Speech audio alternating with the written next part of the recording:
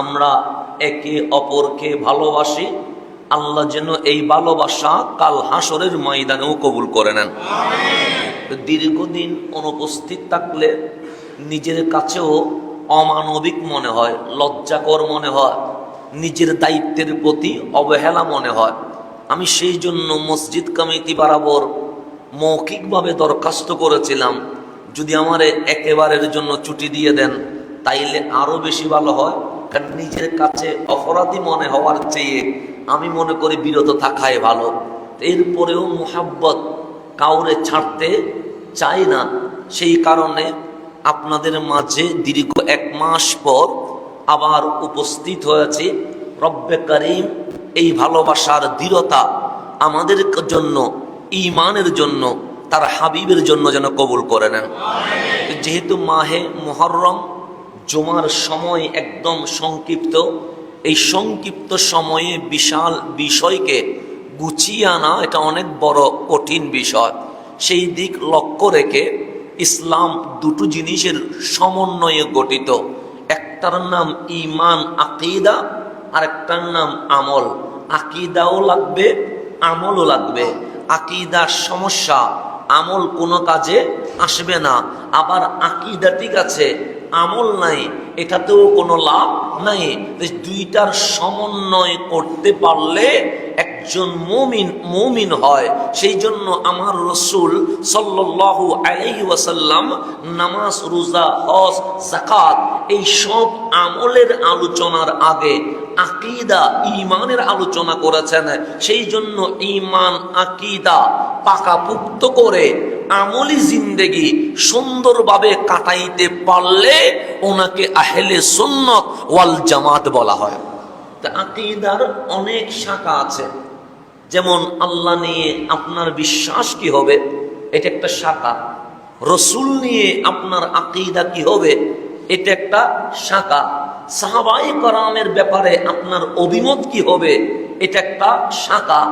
আহলে বাইতে রসুল নবী পরিবার নিয়ে আপনার স্টেপ কি হবে, এটা একটা শাখা।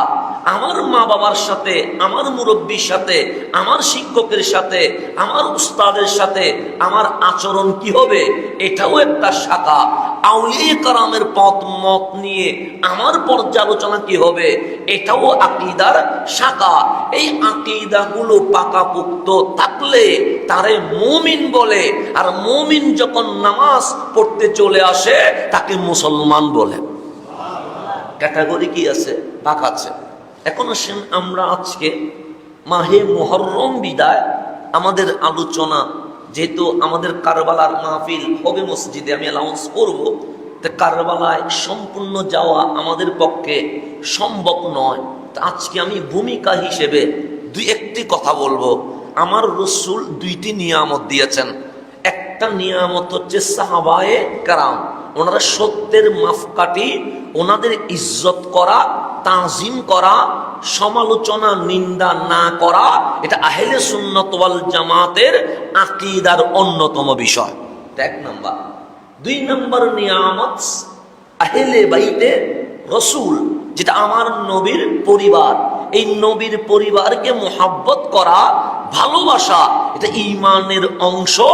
এখানে সমস্যা হলে ঈমানের ভেতরে ভেজাল হয়ে যাবে। এখন আসেন আমরা অমুক তমুক না বলে ডাইরেক্ট কোরআন সুন্নাহ থেকে আলোচনা করলে আমাদের জন্য সুবিধা হবে, বুঝতে সুবিধা। কারণ ওই মাহফিল আমার করার দরকার নাই যেই মাহফিল আমার রসুল করে নাই। ওই মাহফিল আমার করার দরকার নাই যেই মাহফিল আমার মালিক আল কোরআনে বলে নাই। কারণ এই মিম্বারটা দুনিয়াবি কোনো মিম্বার নয়, কোনো মাসনত নয়, এটা আমার নবীর মিম্বার। এখানে শুধুমাত্র আল কোরআন, সুন্নাহ, ইজমা, কিয়াসের কথাই চলবে। কথা ঠিক না? এখানে যদি আমার কথা বলি আপনারা কি খুশি হবেন না? মসজিদের চেয়ারে বসে উনি ওনার বাপদাদার কথা বলছে, এখানে আমাকে বাপদাদার কথা বলানোর জন্য দাওয়াত করে নাই। এখানে আমার নিজের কোনো মিশন ভিশন বাস্তবায়নের জন্য আমাকে আপনারা ডাকেন নাই। এই জমাতে আপনারা কোরআন সুন্নাহর আলোচনা শোনার জন্যই আমাকে ডেকেছেন। তা আসেন আমরা মুসলিম শরীফ দিয়ে শুরু করি। প্রথমে কোরআন শরীফ, এরপরে যে কিতাবটা আমাদের কাছে সম্মানিত সেটা বুখারী শরীফ, এরপরে যে কিতাবটা আমাদের জন্য দলিল সেটা মুসলিম শরীফ। কথা ঠিক না? মুসলিম শরীফ এটা মানতে আমাদের কোনো সমস্যা আছে? মুসল্লিদের মধ্যে অনেকেই অনেক মতাদর্শের হতেই পারে, কিন্তু বুখারী শরীফ, মুসলিম শরীফ, সিয়াসিত্তা বললে আমরা সবাই মানি, এতে কোনো সন্দেহ নাই। হাদিস বর্ণনা করছেন আম্মা জান আয়েশা সিদ্দিকা তাহেরা রাদিয়াল্লাহু তাআলা আনহা, যিনি বলছেন উনিও দামি, কিতাব যেটার রেফারেন্স দিলাম সেটাও দামি। তো উনি বলছেন ক্বালাত খারাজান নবিয়্যু সাল্লাল্লাহু আলাইহি ওয়াসাল্লাম গাদাতান, কামলিওয়ালা নবী ফজর পরে ঘরে আসলেন, আবার ঘর থেকে বের হলেন। গাদাতান মানে ভোরবেলা, সকালবেলা। কি অবস্থায় ছিলেন? আলাইহি মিরতুন মুরাহহাল মিন শারি আসওয়াদা, আমার কামলিওয়ালা নবীর গায়ে একটা কারুকার্যে খচিত কালো চাদর পরানো অবস্থায় ছিল। তার মানে তখন শীতকাল ছিল, যার কারণে রসুলে আরবির গায়ে একটা কি ছিল? চাদর। চাদরটা কি কালারের? কালো কালারের। সেটা এমনি শুধু কালো নয়, এখানে কারুকার্য করা আছে। তো এটা গায়ে দিয়ে আমার রসুল বের হয়ে গেলেন। তো আম্মা জানদের সুন্নত ছিল, মানে রসুলের বিবিগণদের সুন্নত ছিল, রসুলে আরবি যখন বের হতেন দরজা খুলে দিতেন। আমার কামলিওয়ালা বের হচ্ছে আর ওনারা তাকিয়ে থাকতেন, যতদূর দেখা যায় আমার রসুলকে দেখে থাকতেন। যখন আর দেখা যায় না আস্তে করে দরজা বন্ধ করে দিতেন। তো আম্মা জান আয়েশা সিদ্দিকা তাহেরা উনি বলছেন রসুল যখন বের হচ্ছে আমি দরজাটা খুলে আমি পর্দার অন্তরায় দাঁড়িয়ে আছি, আমার রসুলকে কতটুকু দেখা যায় সেই পরিমাণ দেখার জন্য অপেক্ষমান আছে। রসুল আরবি কয়েক কদম গেলেন। সে ফাজ্জাল হাসান ইবনু আলী রাদিয়াল্লাহু তাআলা আনহুমা, আমি দেখলাম 3-4 কদম যেতে দেরি আমার নবীর নাতি হাসান ইবনে আলী রাদিয়াল্লাহু তাআলা আনহু নবীর কাছে তাশরীফ আনলেন। ফাআদখালাহু, আমার রাসূল আর দেরি করেন নাই, যেই চাদর ছিল হাসানকে দ্রুত চাদরের ভেতরে নিয়ে নিয়েছেন।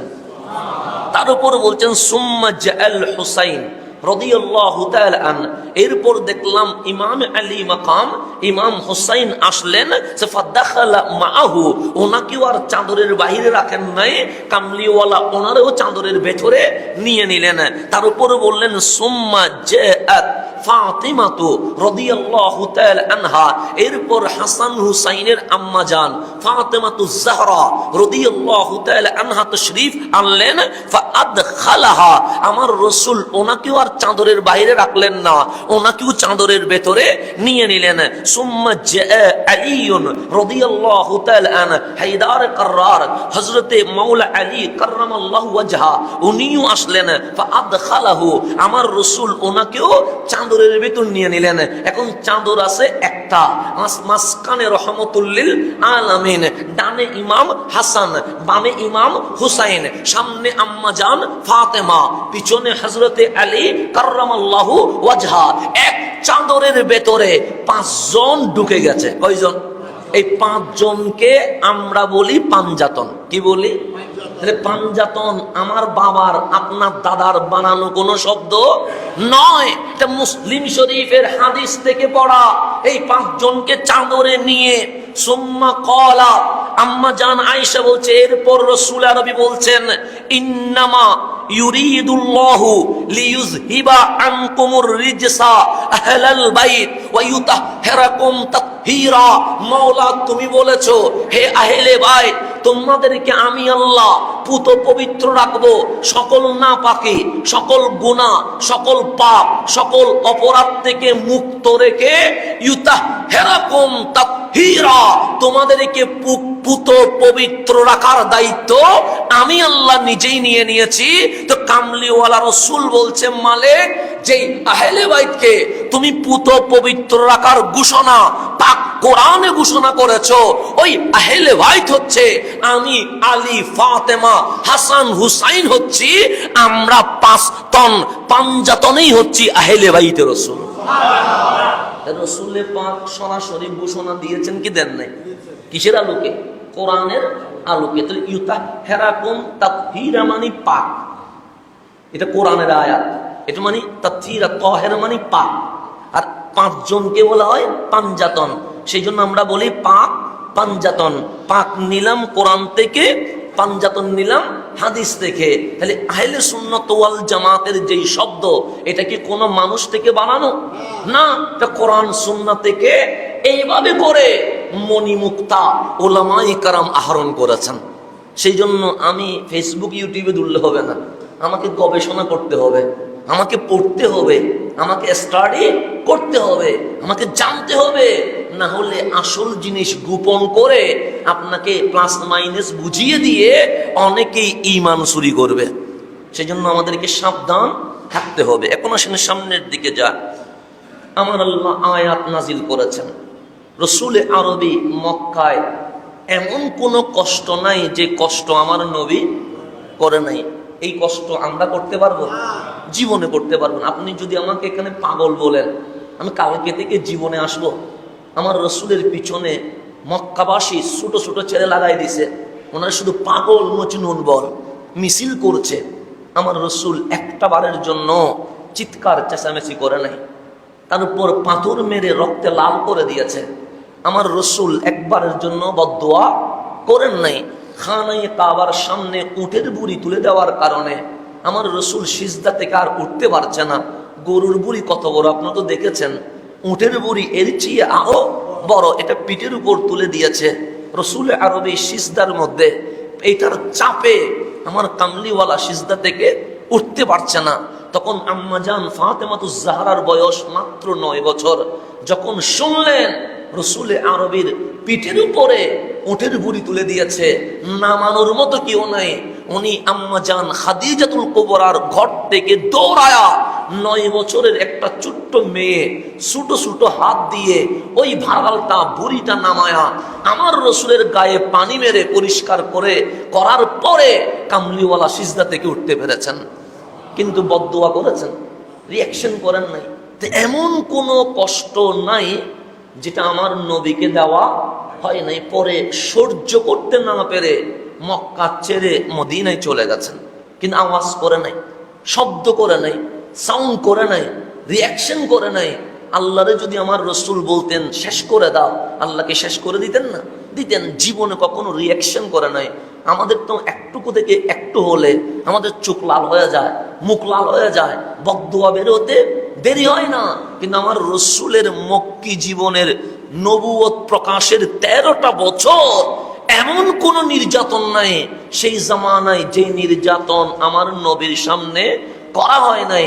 ঘরের মধ্যে তালা বেঁধে চলে গেছে 3 দিন 4 দিন আমার কামলিওয়ালা ঘরের ভেতরে না খায়া, এরপরেও কোনো চিৎকার চেঁচামেচি করে নাই। তবে একটা শব্দ বের হয়েছে, মাওলা ওরাও যদি না চিনে আমারে, ওদের পরবর্তী প্রজন্মকে অন্তত আমি নবীর উম্মত হিসেবে কবুল করে নিও। আমি মারছি, আর যে মার কাছে উনি যদি দোয়া করেন, আল্লাহ হাসান চিনে নাই ঠিক আছে, ওর সন্তানরা যেন চিনে। কেমন দোয়া, কেমন মানবতা, কেমন ছিলেন রহমতুল্লিল। সেই জন্যই আবু জাহেলের ছেলে কামলিওয়ালার কদমে চলে এসেছে। এইভাবে করে যতজন নবী বিদ্বেষী ছিলেন ওদের সন্তান আমার রসুলের কদমে ওয়াফাদার সাহাবায়ে কেরাম হয়ে গেছেন। তো রসুলে পাক বদদুয়া করলে তো শেষ হয়ে যেত, কিন্তু দোয়া করলেন আল্লাহ যে তায়েফবাসী আমাকে পাথর মেরেছে, আমাকে জিবরিল বলছে আমি যেন হুকুম করি জবর ফিসে যেন ফেলানো হয়, কিন্তু আমি দোয়া করছি ওরাও যদি না চিনে, ওদের পরবর্তী প্রজন্ম, ওদের বংশধর যেন আমি নবীকে চিনে, কালিমা পড়ে তুমি রহমানের আসল বান্দা হইয়া আমি নবীর উম্মত যেন হয়ে যায়। রিয়াকশন করে নেই, আসলেন মদিনায়। তার উপরেও কি শান্তি দিছে? কখনো বদরের ময়দানে রসুলকে দাঁড়াতে হয়েছে, কখনো উহুদে দন্দন মোবারক শহীদ করতে হয়েছে, কখনো হুনাইন খন্দকে 3-4 দিন না খেয়ে যুদ্ধের ময়দানে যুদ্ধ করতে হয়েছে। এরপরেও কোনো রিয়াকশন আছে? নাই। চতুর্দিকে আমার নবীর আদর্শে মানুষ দেখে মুখরিত হয়ে রসুল পাকের কদমে এখন দলে দলে মুসলমান। এখন আর মুসলমানের কোনো কমতি। এক সময় 3 জন ছাড়া মুসল্লি ছিল না। কয়জন ছাড়া? খানায়ে কাবায় নামাজ পড়ছে রসুল আরবি, পিছনে আম্মাজান খাদিজাতুল কুবরা দাঁড়িয়ে আছে, আর বামে হযরতে আলী দাঁড়িয়ে আছে। কয়জন? তিনজন ছাড়া আর কোনো মুসল্লি নাই। একজন জিজ্ঞেস করছে উনি কে? সৈয়দনা আব্বাস রাদিয়াল্লাহু তাআলা, আমার নবীর আপন চাচা, উনি গোপনে মুসলমান হয়েছেন, তখন ওপেন করে নাই। সেটা আমার ভাইপো, আমার ভাইয়ের ছেলে। পিছনে মেয়েটাকে, সেটা ওনার বিবি। তা ওই ছোট্ট ছেলেটাকে, এটাও ভাতিজা, এটার নাম আলী। ওরা তিনজন কি করছে? ওরা তিনজন নামাজ পড়ছে। আর যে আমার ভাতিজা মুহাম্মদ আছে, উনি বলছেন যে এমন একটা সময় আসবে যে পরাশ্য সম্পূর্ণ মুসলমানের দখলে চলে আসবে। মুসল্লি কয়জন? আর সেই দিন আমার রাসূল বলতেছেন রোম, পরাশ্য, যেগুলো সেই সময় শক্তিধর বিশ্ব রাষ্ট্র ছিলেন, সেগুলো ও চিরেই মুসলমানের দখলে। মক্কার মানুষ হাসতেছে, বলছেন নিজের ঠিক নাই, মাত্র কয়জন? 1903 জন মুসলমান, আর উনি নাকি রোম বিজয় করবে, উনি নাকি পরাশ্য বিজয় করবে। আমি যদি এখন যদি বলি আমি আপনাদেরকে নিয়ে আমেরিকা বিজয় করব, মানুষ হাসবে না? বলছে এটা কি শুরু করছে এখানে এসে? নাকি উনি নাকি আমেরিকা বিজয় করবে, মানুষ হাসবে, স্বাভাবিক। কিন্তু ইমানি জোর যদি থাকে, রব্বে করিম বলেন নামাটা তোমার দায়িত্ব, বিজয় গঠানো এটা মালিকের দায়িত্ব হয়ে যাবে। এটা আল্লাহ সংখ্যা দিয়ে তো বিজয় করায় না, আল্লাহ ইমানের শক্তি দিয়ে কি করায়? বিজয় করায়। মদিনায় যখন বদর, উহুদ, হুনাইন, খন্দক হয়ে গেছে, এখন দলে দলে দলে দলে মানুষ কি হচ্ছে? ইজা জাআ নাসরুল্লাহ, আল্লাহর সাহায্য চলে এসেছে। এখন সিরিয়া থেকে মানুষ আসতেছে মুসলমান হওয়ার জন্য, এখন ইয়ামান থেকে মানুষ আসতেছে মুসলমান হওয়ার জন্য, এখন মিশর থেকে মানুষ আসতেছে মুসলমান হওয়ার জন্য, এখন ফিলিস্তিন থেকে মানুষ আসতেছে মুসলমান হওয়ার জন্য। সুখের সময় যখন, আনন্দের সময় যখন, এখন দলে দলে দলে দলে মানুষ আসে। সেখানে এমপি আছে, মন্ত্রী আছে, রাষ্ট্রপ্রধান আছে, ক্ষমতাধর লিডার আছে। তোরা দেখলেন এই রাসূল 23 বছর জিন্দেগিতে একটা রাত ভালো করে বিশ্রাম নেই নাই, এত পরিশ্রম করেছে, তাও নিজের জন্য নয়, সবটাই উম্মতের জন্য। এখন রাষ্ট্রপ্রধান মুসলমান হচ্ছে, এমপি মন্ত্রী মুসলমান হচ্ছে, বড় বড় লিডার মুসলমান হচ্ছে, সম্পদের তো কোনো অভাব নাই। এসে বললেন নবী গো, কত কষ্ট করলেন আমাদের মতো জাহান্নামীরে জান্নাতি বানানোর জন্য, ছিলাম ঠিকানাহীন, আপনি দিলেন ঠিকানা। ছিলাম আমরা জাহেলিয়ত অন্ধকার যুগে, আপনি অমানুষত্ব থেকে আমাদেরকে মানুষ বানালেন। বিনিময়ে কি লাগবে? শুধু আপনি বলেন, ঘর লাগলে ঘর, বাড়ি লাগলে বাড়ি, বাংলো লাগলে বাংলো, গাড়ি লাগলে গাড়ি, যা চাইবেন আমরা তাই দিব। তখন রব্বে করিম ডাক দিয়ে বললেন, হাবিব, ওরা আপনাকে কি দিতে পারবে? ঘর দিলে কি আমার নবীর ঋণ শোধ হবে? বাড়ি দিলে কি আমার নবীর কষ্টের ঋণ শোধ হবে? বাংলো দিলে কি আমার নবীর এই পরিশ্রমের ঋণ শোধ হবে?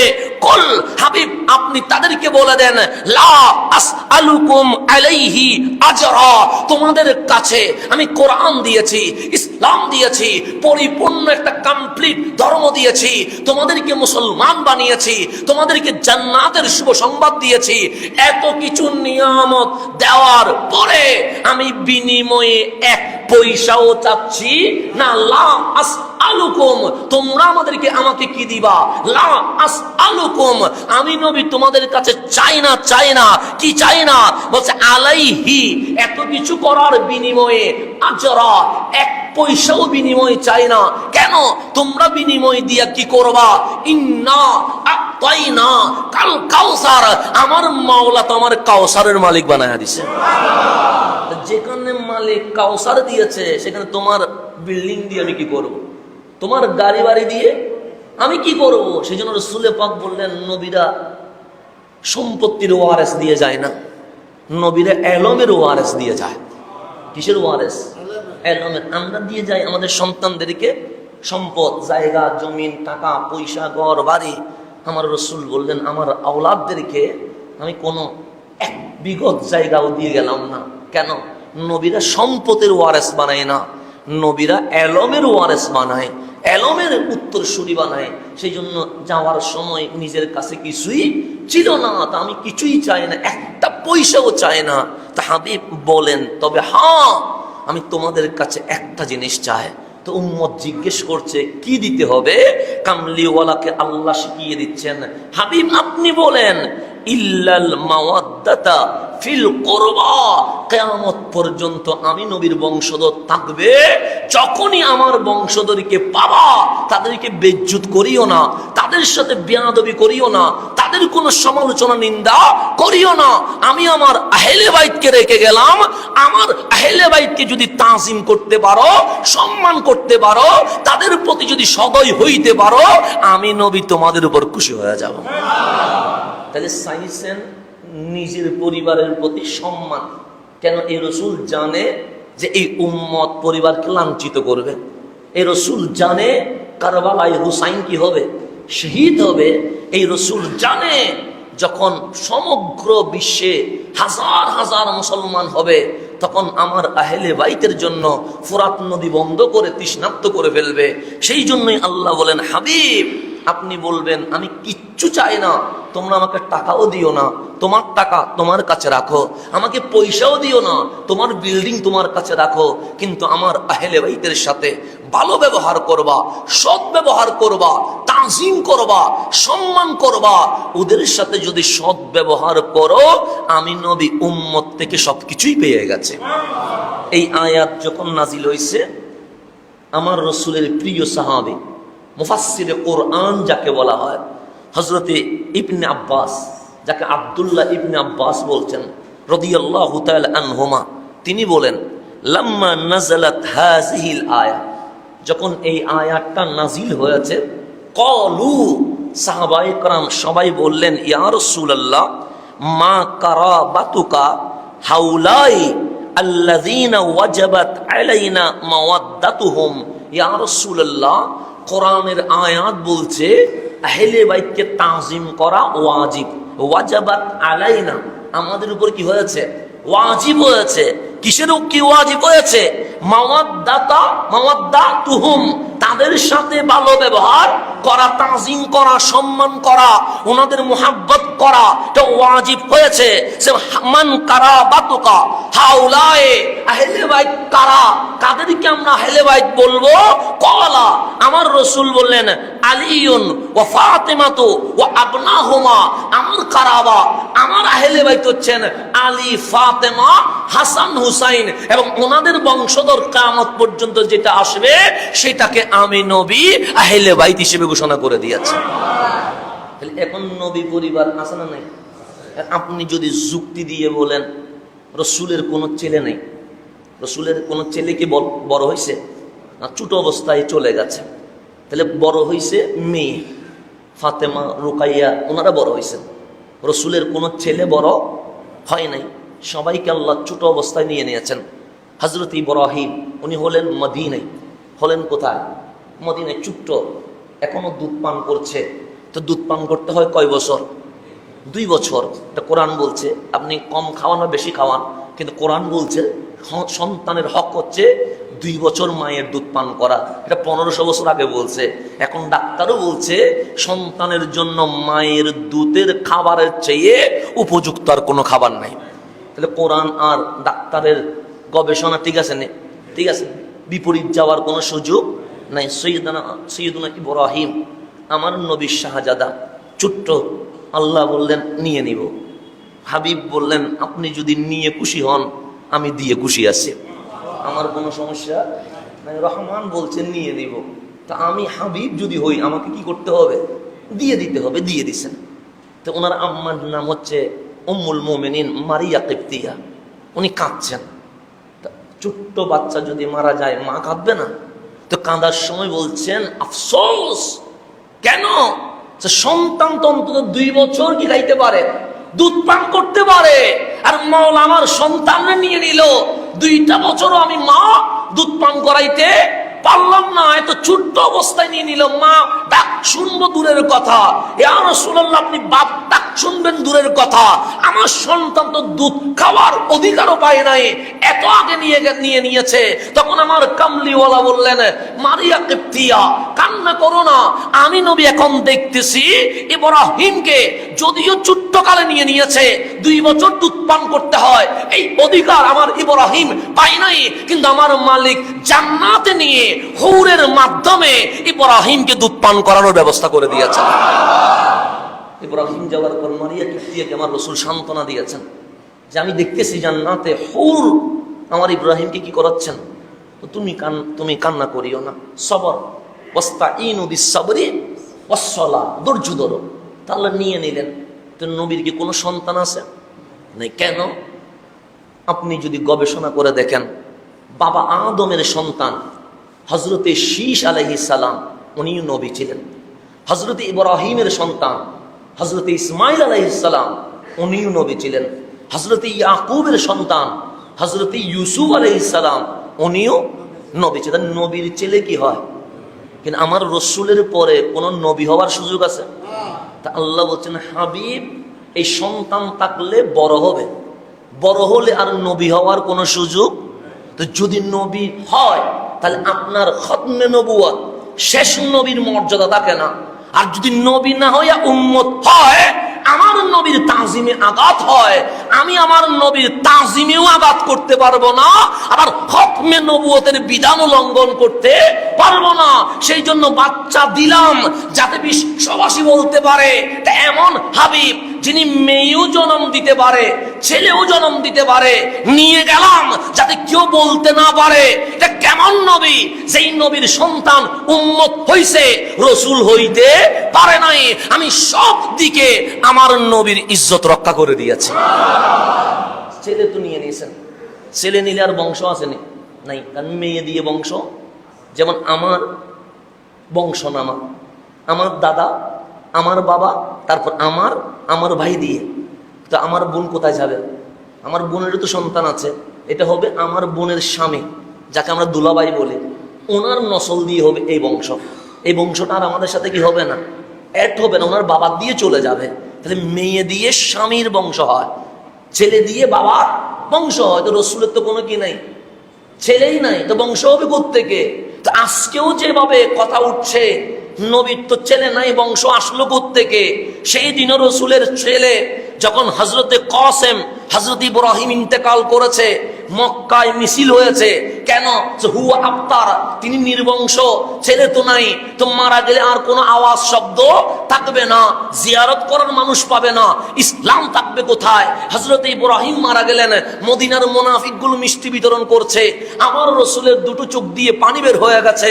আল্লাহ ডাক দিলেন, হাবিব সন্তান নিলাম বলে কি রাগ করেছেন? হাবিব বলেন, না, আপনি নিয়ে খুশি, আমি দিয়ে খুশি, কিন্তু আমার উম্মত বেয়াদবি করছে, মক্কার কাফেররা মিছিল করছে, মদিনার মুনাফিকরা মিষ্টি বিতরণ করছে, আমি নাকি নির্বংশ, আমি মারা গেলে ইসলাম নাকি থাকবে না, আমি নবীর জিকির আসকার নাকি থাকবে না। তখন আল্লাহ ডাক দিয়ে বললেন, ইন্না আতাইনা কাল কাউসার। কে বলছে আমার হাবিব নির্বংশ? সবার বংশ হয় ছেলে দিয়ে, হাবিবের বংশ হবে আম্মা জান ফাতেমার মাধ্যমে। শুধু তাই নয়, মানুষের বংশ থেমে যায়, কিন্তু আমি ওয়াদা করছি, কাসির মানে বেশি, আকসার মানে আরো বেশি, কাউসার মানে নন কাউন্ট। হাবিব কিয়ামত পর্যন্ত আপনার আওলাদ বেশি বেশি হবে। এটা নবীর সাথে কার ওয়াদা? তাহলে বংশ আসবে কার দিয়ে? ফাতেমা দিয়ে, কাউসার। এখন আপনি যদি বলেন নবীর বংশ কেমনে হয়, আর প্রশ্ন করার কোনো সুযোগ নাই, এখানে স্টপ করতে হবে। কারণ কোরআন বলছে আমার নবীর বংশ কিয়ামত তক কি থাকবে, জারি থাকবে। এবং আমার রসুল বলেন আমার বংশ শুধু দুনিয়াতে নয়, সকলের বংশ কিয়ামতের দিন কেটে যাবে, আমার বংশ হাউজে কাউসার পর্যন্ত স্থির থাকবে।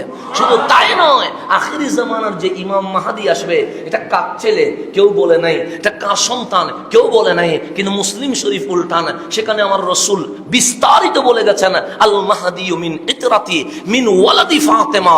এই যে মাহাদি মাহাদি করছো, যার কাছে ফিলিস্তিন বিজয় হবে, কুল জাহান ইসলামী খেলাফত কায়েম হবে, এই মাহাদি আমি নবীর আওলাদ, আমার ফাতেমার শেষ বংশধর। তাহলে আওলাদ রাসূলের সিলসিলা আছে না নাই? আছে। থাকবে কিনা? এটা কোরআনও বলে আছে, হাদিসও বলে আছে। এখন আসেন, আমার সময় যেহেতু সংক্ষিপ্ত, কথা এত বেশি বলারও কোনো সুযোগ নাই।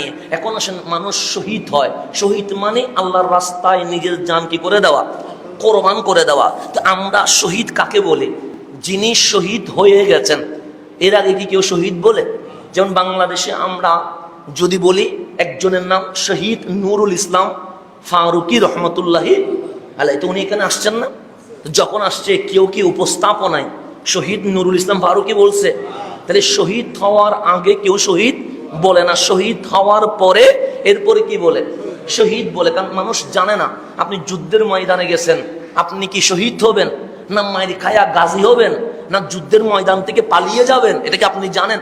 জানেন না। তো যুদ্ধের ময়দানে বদরে শহীদ হয়েছে, তারপর আমরা বলছি 14 জন বদরি সাহাবী শহীদ হয়েছে।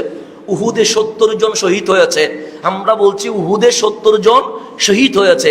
আজকে নয়, কিয়ামত পর্যন্ত শহীদ হওয়ার পরে মানুষ শহীদ বলে।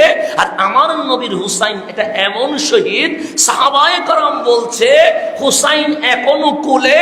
আমার নবী কামলিওয়ালা নিজে ইমাম হুসাইনের শাহাদাতের আলোচনা শুরু করে দিয়েছেন।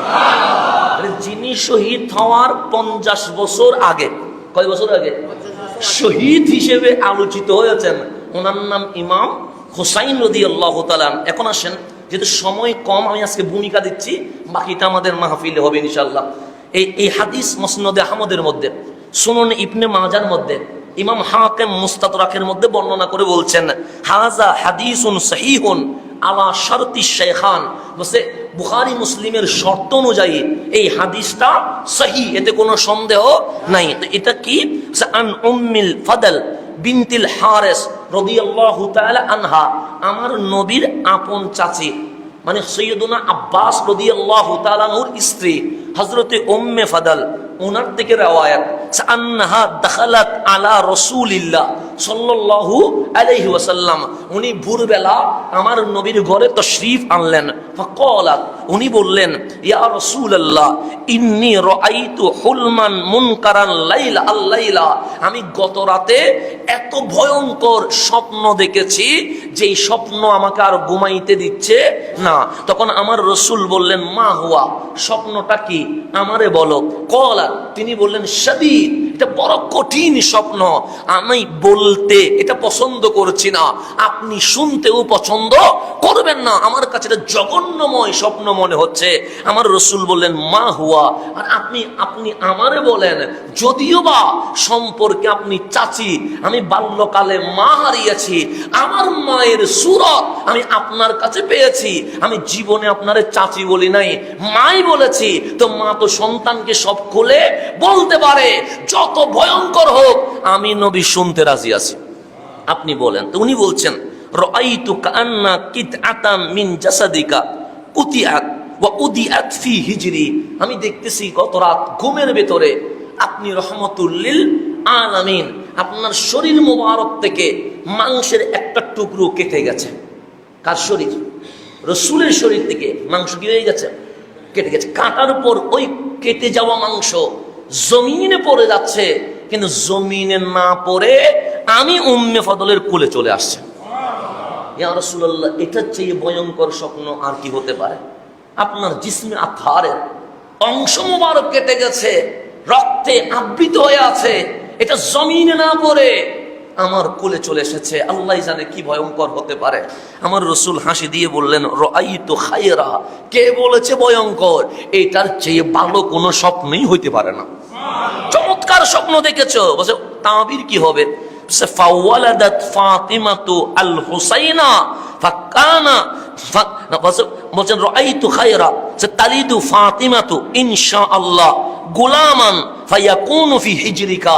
স্বপ্নের তাবির হচ্ছে, ও চিরে আমার মেয়ে ফাতেমা একটা সন্তান ভূমিষ্ঠ করবে, এই সন্তান ফাতেমার কোল থেকে আগে আমার কোলে নয়, আলীর কোলে নয়, অন্য কারো কোলে নয়, আপনি চাচির কোলে চলে যাবে। তার মানে স্বপ্ন দিয়ে বোঝাচ্ছে হুসাইন সাধারণ কোনো হালি শহরের হুসাইন নয়, বন্দরের কোনো হুসাইন নয়, বাংলার কোনো হুসাইন নয়, সে মদিনার যেই হুসাইন, এটা আমি নবীর অংশের একটা নাম। আর এটা যাবে কার কাছে? উম্মে ফদলের কোলে। উনি বলছেন ঠিক ফাওয়ালাদাত ফাতিমাতুল হুসাইনা, কিছুদিন পর ফাতেমা হুসাইনকে জন্ম দিলেন। সে ফাকানা ফি হিজরি, আমার নবীর কথা মতে ফাতেমার কোল থেকে হুসাইন ডাইরেক্ট আমার কোলেই চলে এসেছে। যেহেতু আমার কোলে আসছে, আমি উম্মে ফদল ওনার কি করতেছি? লালন পালন করতেছি, দুদুমার ভূমিকা রাখতেছি। আমি আস্তে আস্তে করে হুসাইনকে লালন পালন করছি। এমত অবস্থায় সুম্মা হানাত, বস এমত অবস্থায় ফাদাখালতু ইয়াওমান ইলা রাসূলিল্লাহ, আমি রাসূলের পাকের ঘরে প্রবেশ করলাম। ফাওয়াদাতুহু ফি হিজরিহি, আমার কোল থেকে হুসাইনকে আমার নবীর কোলে রাখলাম। মানে আমার কোল থেকে রেখে দিছি, নবীকে দিছি। এরপর বলছে সুম্মা হানাত মিন্নিল তিফাতা, আমার মনোযোগ অন্যদিকে চলে গেছে। মানে রাসূলের কোলে দেওয়ার পর আমাদের মনোযোগ মাঝে মাঝে এদিক সেদিক যায় না, তোমার মনোযোগ ওই দিকে চলে গেছে। সে ফাইজা আইনা রাসূলিল্লাহ সাল্লাল্লাহু আলাইহি ওয়াসাল্লাম তুহরিকানে মিনাদ দুমু, আমি দেখতেছি রাসূলের দুই চোখ দিয়ে পানি বেয়ে বেয়ে পড়তেছেন। মানে আমার অমনোযোগী টাইমে হঠাৎ করে ফিরে দেখলাম রাসূল কি করতেছেন? কান্না করতেছেন। কিরে দিলাম হাসছে, এখন তো কি করে? কান্না করে।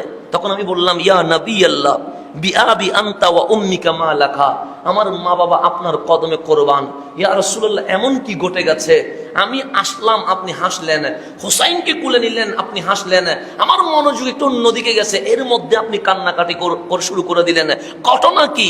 আমার রাসূল বলেন আতানি জিবরিলু আলাইহিস সালাতু ওয়াস সালাম, এই মুহূর্তে আমার কাছে জিবরিল আমিন আসছে, ফা আখবারানি, এবং আমাকে সংবাদ দিয়েছে, আন্না উম্মতি সাতাকতুলু ইবনি হাযা, আমার উম্মতের নাম দিয়ে আমার হুসাইনকে শহীদ করবে।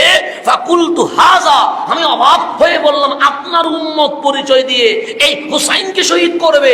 আমার রাসূলের নাম ও আতানি বি তুরবাতিন মিন তুরবাতি হি হামরা, দেখো কারবালার জমিনের লাল বর্ণের মাটি আমাকে জিবরিল এখন দিয়ে গেছে, এই মাটিতে আমার হুসাইনকে হয়ে যাবে। তাহলে হুসাইন এখনো বাচ্চা কোলের মধ্যে। সেই সময়ে আমার নবী হুসাইনের শাহাদাতের নিউজ কি করে দিয়েছেন? জানিয়ে দিয়েছেন। এখন এতটুকু আমি যেহেতু সময়ের সংক্ষিপ্ততার কারণে আমি সামনের দিকে যাওয়াটা আমার জন্য কঠিন হচ্ছে, সেই জন্য আমি একটু করে আপনাকে বুঝাইলে আপনি বুঝবেন, একটু গভীরভাবে খেয়াল করবেন। হুসাইন বড় হচ্ছে, হাসান বড় হচ্ছে। হাদিস যেখানে আছে সেখানে হাসানের কথা থাকলে হুসাইন আছে, হুসাইনের কথা থাকলে হাসান আছে। আমার রাসূল কখনো পৃথক করে নাই। কিন্তু বাংলাদেশে আমরা দেখি শুধু ইয়া হুসাইন বলে, কিন্তু ইয়া হাসান বলে না। তো এটা তো আহলে বাইতের শানে সম্মানের জায়গায় আমি মনে করি অসম্মানই হচ্ছে। আমরা শুধু হুসাইনকে সম্মান করি না, আমরা হাসানকেও কি করি? সম্মান করি। যখন হুসাইনকে আসসালাম ইয়া হুসাইন বলবেন, ঠিক একইভাবে আসসালাম ইয়া হাসানও বলবেন। কেন? বিশ্ববাসী জানে, যেন জেনে যায় আমরা হাসানিও, আমরা হুসাইনিও। কথা ঠিক না? এটা যেন মানুষ কি করে জানে, আমরা শুধু হুসাইনি না, আমরা হাসানি। সেই জন্য আমরা সাহাবায়ে কেরামের শানে বেয়াদবি করি না। আবার আমরা শুধু হাসানি নয়, আমরা হুসাইনি, সেই জন্য আমরা এজিদকে ছেড়ে দেই না। এই জিনিসগুলো মনে রাখবেন, পয়েন্টগুলো মানুষকে ধরায়া দিবেন, যাতে মানুষ সত্য জানতে পারে। কারণ এখন মিথ্যার আড়ালে সত্য লুকায়িত হয়ে যাচ্ছে।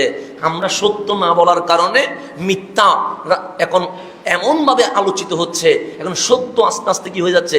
গোপন হয়ে যাচ্ছে। তবে সত্য কখনো গোপন হয় না। 10-15 বছর হয়তো বা এই সেই হবে, এজিদ ছিল কিন্তু আজকে আছে নাই। কেন? এজিদের তখন টাকাও ছিল, ক্ষমতাও ছিল, আমার হুসাইনের কিছু ছিল না। বাতেল কিছু সময় জেগে ওঠে কিন্তু আবার নাশাত হয়ে যায়, আর যেটা হক সেটা তখনও ছিল, আজকেও আছে, কিয়ামত পর্যন্ত থাকবে, কিয়ামত পর্যন্ত থাকবে। এখন আমার হুসাইন হাসান কি হচ্ছে? বড় হচ্ছে। আজান দিলেন ওনাদের কানে রহমতুল্লিল, নাম রাখলেন স্বয়ং রব্বুল আলামিন। ওনারা যখন বড় হচ্ছে, বাচ্চা যখন ছোট হয় তখন কখনো মায়ের মতো লাগে, কখনো বাবার মতো লাগে। এরকম লাগে কি লাগে না? লাগে। তো আস্তে আস্তে বড় হয়ে গেলে একটা সুরত চলে আসে, এটা চেঞ্জ হয় না। তখন মানুষ বুঝে এটা মার মতো। এটা বাবার মতো, এটা নানার মতো, এটা দাদার মতো, এরকম বলে কি বলে না? বলে। তো ওনারা যখন বড় হচ্ছে, হযরতে আলী কাররামাল্লাহু ওয়াজহা বললেন সুরত চলে এসেছে, আর পরিবর্তনের কোনো সুযোগ নাই। আমার হাসান যেটা, আল হাসানু আশবাহু বিরাসূলিল্লাহ সাল্লাল্লাহু আলাইহি ওয়াসাল্লাম মা বাইনা সাদরি ইলার রাস। আমার হাসান দেখতে বক্ষ থেকে মাথা পর্যন্ত পুরাটাই রসুলের মতো। পুরাটা কার মতো? তাহলে বক্ষ থেকে মাথা হাসান রসুলের মতো। সো ওয়াল হুসাইনু, আমার হুসাইন মা বাইনা সাদর ইলা আসফল, বক্ষ থেকে নিচ পর্যন্ত, আশবাহু বিন নবী সাল্লাল্লাহু আলাইহি ওয়াসাল্লাম, বক্ষ থেকে পায়ের পাতা পর্যন্ত পুরাটাই রসুলের মতো। তাহলে হাসান যদি দাঁড়ায় মানুষ বলে হাসান দাঁড়িয়ে আছে, হুসাইন যদি দাঁড়ায় মানুষ বলবে হুসাইন দাঁড়িয়ে আছে। আর দুজন যখন একসাথে দাঁড়ায় মানুষ বলে কেন জানি রসুল দাঁড়িয়ে আছে। এইভাবে করে ওনারা বড় হচ্ছেন। বুখারী শরীফের রওয়ায়াত, সাহাবায়ে কেরামের ভেতরে কি মোহাব্বত ছিলেন। বুখারী শরীফ, আমি বলছি না, হযরতে উকবা বিন হারিস রাদিয়াল্লাহু তাআলা আনহু উনি বলছেন, ক্বালা, তিনি বলছেন, সাল্লা আবু বকরিন রাদিয়াল্লাহু তাআলা আন আল আসরা, সাইয়্যিদুনা সিদ্দিকে আকবর, উনি আসরের নামাজ পড়লেন। কিসের নামাজ? আসরের নামাজ। আমি না, বুখারী শরীফে দেওয়া হয় যে সুম্মা খারাজা, অতঃপর উনি মসজিদ থেকে বের হলেন। কোথা থেকে বের হয়েছে? ইয়ামশি, মসজিদ থেকে বের হয়ে হাঁটতেছেন। তো এখানে হাঁটলে খেলার মাঠ আছে না? আচ্ছা, হাঁটতে হাঁটতে উনি খেলার মাঠে গেলেন। ওনার সাথে কে ছিলেন? ওনার সাথে ছিলেন হযরতে আলী কাররামাল্লাহু ওয়াজহা। দুইজনে মিলে হাঁটতে হাঁটতে কোথায় চলে গেছে? খেলার মাঠে। খেলার মাঠে গিয়ে দেখে সিদ্দিক আকবর ফাররা আল হাসান ইয়াল আবু মাসিবিয়ান, দেখতেছেন আমার নবীর নাতি ইমাম আলী মাকাম ইমাম হাসান খেলার মাঠে বাচ্চাদের সাথে খেলতেছেন। এতটুকু দেখে উনি দৌড়ায়া ফাহামালাহু আলা আতিকিহি, ইমাম হাসানকে ধরে কাঁধের মধ্যে নিয়ে নিলেন। ফাকাল, অতঃপর সাইয়্যিদুনা সিদ্দিক আকবর বললেন, বিআবি শাবিহু বিন নবী সাল্লাল্লাহু আলাইহি ওয়াসাল্লাম লা শাবিহু বিআলিন, খোদার কসম হাসান দেখতে পুরাটা নবীর মতো, আলী তোমার মতো হয় নাই। ভালোবাসার আওয়াজ দেখেন, খোলাফায়ে রাশিদিনদের মধ্যে প্রেম দেখেন। আমরা আছি শুধু গোতানোর ভিতরে, খোলাফায়ে রাশিদিনের ভিতরে প্রেম। সিদ্দিক আকবর বলছে, আলী খোদার কসম এই হাসান পুরাটা কার মতো হইছে? তোমার মতো হয় নাই। এই কথা শুনে ও আলীউন ইয়াদহাক, মাওলা আলী হাসতে শুরু করে দিয়েছেন। কি প্রেম ছিল ওনাদের মধ্যে। আর আমরা আছি কেমনে ঝগড়া লাগামো, কেমনে ওর পিছনে লাগামো। না, ইসলাম আদবের মাকাম। কি প্রেম ওনাদের মধ্যে। হাসনাইনে কারিমেন বড় হতে লাগলেন। আমার রসুল ঘোষণা করছেন, আল হুসাইন, হুসাইন শোনো, হুসাইন মিন্নি, তুমি আমার থেকে, ও আনা মিন হুসাইন, আর আমি তোমার থেকে। একটা জিনিস মনে রাখবেন, আমার কথা আমি কমপ্লিট করতে পারি নাই, জাস্ট এই হাদিস দিয়ে যদি আগামী জমাতে আমি চেষ্টা করব, যদি আমি কমপ্লিট করার চেষ্টা করব। আমার রসুল বলছেন আল হুসাইন মিন্নি, হুসাইন আমার থেকে। আমার বাবা যদি বলে হাসান আমার থেকে, কথা ঠিক। আমার বাবা জন্ম দিয়েছে, আমার বাবা আমাকে বড় করেছে, আমার বাবা আমাকে পড়িয়েছেন। আজকের এই হাসান, এটা আমার মা বাবার অবদান, কথা ঠিক না? কিন্তু আমি যদি বলি আমার বাবা আমার থেকে, কেউ মানবে? যেই বাবা তোরে খাওয়াইলো, তুই তোর থেকে কেমনে বাবা হয়? তো রসুল বলছে হুসাইন মিন্নি, হুসাইন আমার থেকে। সবাই বলছে হ্যাঁ, কেন? হুসাইন কখনো কাঁদে নবীর, কখনো বকে, কখনো পেটে, কখনো পিঠে। হুসাইন বড় হয়েছে নবীর শরীর মোবারকে, সেই জন্য হুসাইন নবী থেকে কোনো সন্দেহ নাই। কিন্তু রাসূল বলছে ওয়া আনা মিন হুসাইন, আমি হুসাইন থেকে। নবীরে বুঝি নাই সে বুঝবা না, বুঝবা তো 61 হিজরির পরে। কেমনে? সে মা ফাতেমার ঘর থেকে কারবালার জমিন পর্যন্ত যেই হুসাইন তোমরা দেখছো, এই হুসাইন আমি নবী থেকে। যেদিন হুসাইন কারবালার জমিনে চাইলে এজিদের হাতে হাত রেখে মক্কার গভর্নর হইতে পারত, মদিনার সিংহাসন আমির হতে পারত, কিন্তু দুনিয়ার লাথি দিয়ে আমি নবীর জন্য গর্দান যখন বিছিয়ে দিয়েছে, হুসাইন যদি গর্দান না বিছিয়ে হাত দিতেন, ইসলাম কলঙ্কিত হয়ে যেত, এজিদের হাতে ইসলাম মৃত্যুবরণ করে দিত। সেই দিন হুসাইনের রক্তের বড় প্রয়োজন ছিল। হুসাইন চাইলে দুনিয়াও নিতে পারত, হুসাইন চাইলে রক্তও দিতে পারত। আমার হুসাইন দুনিয়াকে লাথি মেরে কারবালার জমিনে যখন শুয়ে গেছে, খুনে পাক যখন জারি হয়ে গেছে, কারবালার জমিন থেকে কিয়ামত পর্যন্ত আমি নবী হুসাইন থেকে হয়ে গেছে। সেই জন্য বলতেছেন ইসলাম জিন্দা হোতা है हर কারবালা की बात। হুসাইন যদি গর্দান না দিতেন, এজিদ লম্পট ছিল, এজিদ নামাজ পড়তো না, এজিদ বেহায়া ছিল, এত বড় বেহায়া ছিল, গেছে খানায়ে কাবায় তাওয়াফ করতে, সেখানেও বেশ্যা নিয়ে গেছে। তো তার হাতে যদি ইসলাম থাকতো, ইসলাম কি কখনো ঠিক থাকতো? আমার হুসাইন যদি গর্দান না দিতেন, এই ইসলাম আজ কলঙ্কিত হয়ে যেত। হুসাইনের গর্দান দেওয়ার কারণে বিশ্ব মুসলিম ইমামে আলী মাকাম ইমাম হুসাইনের কাছে ঋণী হয়ে গেছে। রব্বুল আলামিন আমাদেরকে বুঝার তৌফিক নসিব করুক। আমাদের